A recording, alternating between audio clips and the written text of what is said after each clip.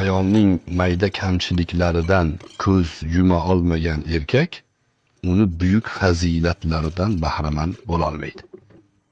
Ayolning kamchiliklari bo'ladi. Shu kamchiliklari uni go'zalligi o'zi aslida.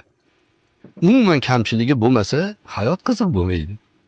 Intrigasiz hayotmi? Shunga o'xshagan ayollar to'g'risida juda ko'p gaplarim bor endi. Meni ayol shunasam deyishadi. Yana ayollardan saboq olgan joylaringiz ham bo'lganmi yoki ayol orqali tajribaga ega bo'lgan vaqtlaringiz shu mumkin emas ekan bularga nisbatan degan holatlar bo'lganmi? Ayol bilan urushib bo'lmaydi. Ayol bilan urushgan odam albatta yengiladi.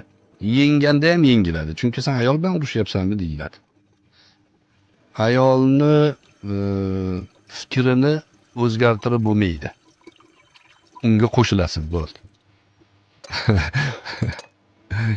Shunda qutulasiz. Ulamo aytadi. Er-xotin yaxshi yashayman desang, barakotlik umr kechiraman desang, yolg'on gapirmagin degan Hazrat Payg'ambarimiz hadislarda. Al-kazzobu la ummati dedilar. Kazzob, yolg'onchi meni ummatim emas dedilar. Bu bir. Er-xotin bir-biriga yolg'on gapirganda unga beriladigan rizqlar kesilar ekan. Er-xotinga rizq beriladi, birodarlar. Ular yerdan chiqqani yo'q, osmondan tushgani yo'q. Ularga rizq olib kelinadi.